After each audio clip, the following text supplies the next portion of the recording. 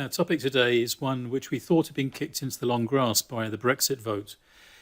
The changes to the tax system which are on the way are probably greater than the introduction of self-assessment back in the late 1990s, and also possibly the introduction of PAYE itself. For some, this is going to be a natural progression because they're computer literate and have all the appropriate skills.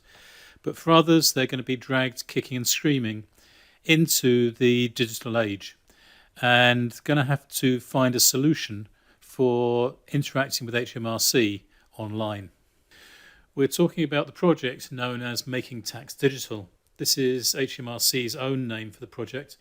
It's a 4-year project with £1.3 billion in the budget, and it will create online tax accounts for individuals and businesses, and it will also substantially overhaul HMRC's own back office facilities. So why has this come to the fore just now? The reason is that HMRC have just issued consultation documents, and these will be open for discussion and input from various interested parties for the next couple of months. But it does give an interesting view on HMRC's vision for the world they want to create. What we're going to see is taxpayers being able to log in and see all their liabilities in one online account. Record keeping is going to be on software or on apps. We're not quite sure yet whether this will include spreadsheets.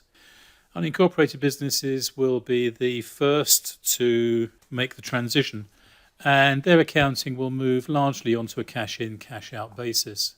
The reporting system, well, that will either be monthly or quarterly, and your app or your software will create a submission which you will then review and send it to HMRC. What we're going to see is the present one self-assessment return becoming 4 self-submitted quarterly updates, with a final 5th update probably submitted by ourselves. Now, companies are not going to join the fun until 2020, but they will continue to prepare accounts in the normal way, so they won't have the same option of using the cash-in, cash-out basis. What we will see, though, is further consultation documents or condocs in the next 6 months. A number of exemptions have been announced, and obviously this is to help with the implementation of a very complex project.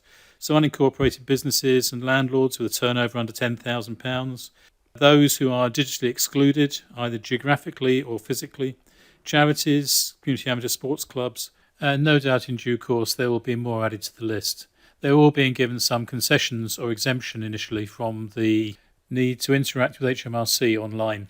Now, the time limits that have been announced, quarterly submissions, you'll get 1 month, very much like a VAT return, and for end of year submissions, it's going to be 9 months, which is much the same as companies at the present time.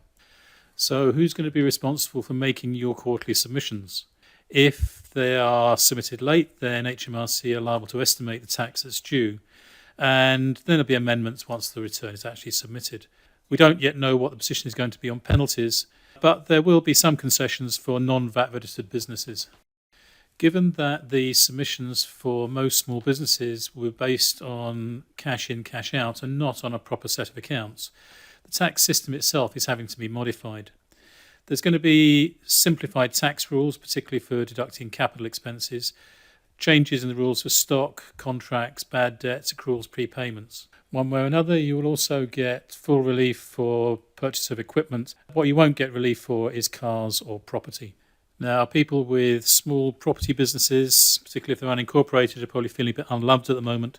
But if you're under the VAT threshold, you are going to be able to use a modified version of the cash basis. But it will mean that because you're on a cash basis, then deposits will be taxable at the point of receipt. Now, the big question in all of this is, can the revenue deliver by the due date of April 2018? That's only about 18 months away, and there must be a serious question mark. These are going to be substantial changes which are going to affect all of us. The way in which we interact with HMRC is never going to be the same again. This is bound to be a topic that we will return to time and time again over the next 18 months and probably much longer. I'm Alan Long from the Long Partnership, making life less taxing.